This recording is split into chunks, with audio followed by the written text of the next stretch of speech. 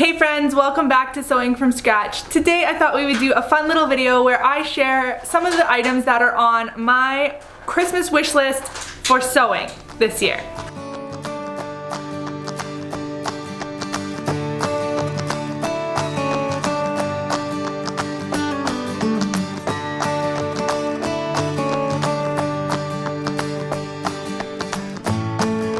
Before we get started, I want to mention that this video is in collaboration with my friend Palumi from Palum's Secrets, also a sewing YouTuber. She's going to be sharing her sewing Christmas wish list as well on her channel, so you can check that out. It'll be linked in the description box.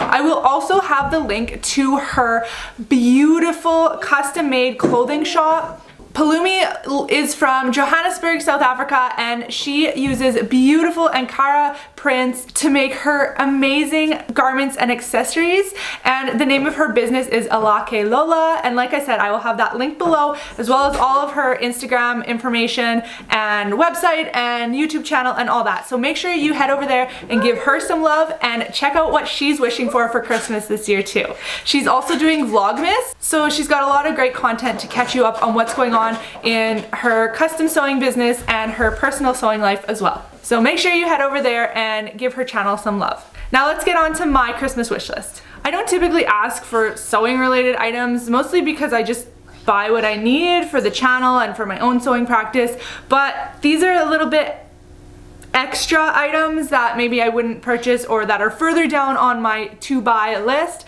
and that would make great gifts for me. So here they are. So something I've been looking for a long time is a pair of duck bill or applique scissors. I'm really looking forward to one day having these in my collection for grading seams and for the little bit of applique that I do. I'm also hoping for a tailor's clapper. I know I could just grab a piece of scrap wood out of our workshop, but it would be nice to have a proper tailor's clapper with the point end on it for pressing collars and that kind of thing. I also have some sewing books on my list, and I mean, I think I would be happy to receive pretty much like any sewing book, you know, the Great British Sewing Bee or Tilly and the Buttons, any of those really cool sewing books, but there's a few specific ones I have on my list.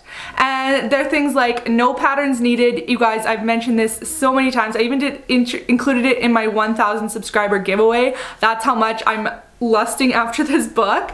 There's also Freehand Fashion and Breaking the Pattern that are kind of the same type of concept as No Patterns Needed, so those would be really good to find in my Christmas pile this year. Claire Schaefer's Fabric Sewing Guidebook. I really want this. I've heard about it on Tomcat Stitchery channel. Whitney talks about it all the time, and it sounds so good. It's all about all of the different fabrics, I believe, and their properties and sewing with them and things like that. So that is probably the next book that I would purchase for myself if I were to purchase a book for myself. And then other than that, I would just really like any of the Gertie sewing books. I mean, I love following Gertie. She is just such an inspiration. And then I'd also really be happy with any sewing technique books, whether it be, you know, couture or specific techniques or just like general proper sewing techniques that maybe I'm not familiar with. Any of those I just really love to learn, and I think that would be great to enhance my practice.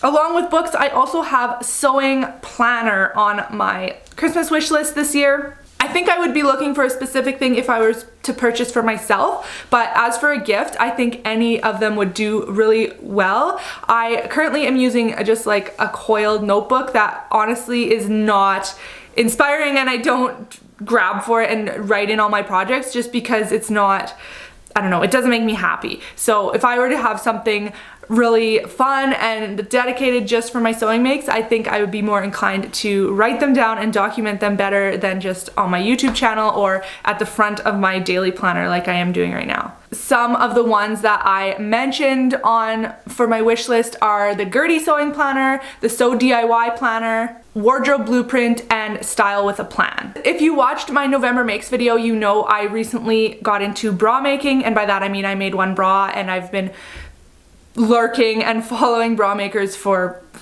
like months and months and months. So on my wish list is a Bra Makers Supply gift card. I really love the Bra Makers website, and I think that's where I would shop from if I were to be purchasing new material to make bras, and I really want to get into bra making more, so I think a gift card would really push me to do that.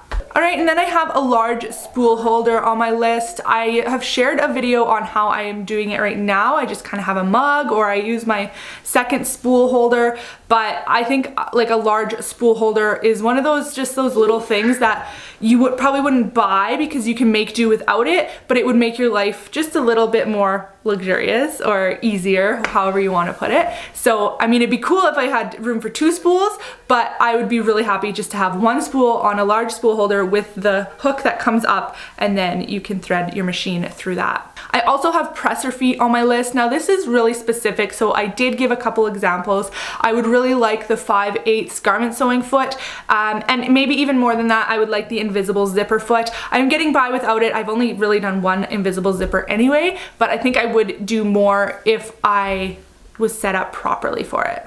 I also would be looking for a buttonhole gauge. I think there's a fancy term for this, but I call it a buttonhole gauge. It's like an accordion type thing that expands and contracts and has different markings for you to be able to equally space your buttonholes. I personally don't use the guides on the pattern pieces that mark out the buttonholes. I just, you know, measure how the distance, where I want the first button, where I want the last button, and then how many buttons I have, and, you know, divide it out and just do the math. But having a gauge would make it so much faster and easier, and I wouldn't have to do any math.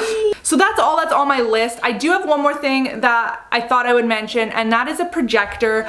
I really want a projector, and it was hard to not put it on the list, but I'm not quite ready for it yet, and I'm not quite sure exactly which projector I want. So I think that's something that I will probably have to purchase myself, or, you know, maybe for my birthday or something like that. But it might be on, you might want to put it on your Christmas wish list, and so I thought I would mention it.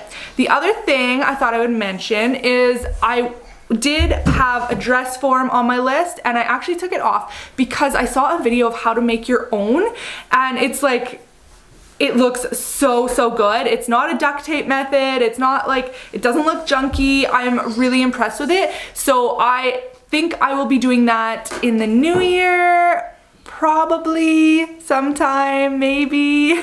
So anyway, that's why I took dress form off of my list, because I know I can make my own, and I can use a lot of scraps to stuff it with, and that's really a big benefit for me. And I can also use scraps or remnants to make the outside itself. So I'm really looking forward to doing that, because then I can make it to my own specific body too. So that's it, guys. I hope you enjoyed this video. I hope it gave you some inspiration if you're shopping for a sewing friend or just making your own wish list. I hope you guys have a wonderful week, and I will catch you in the next video.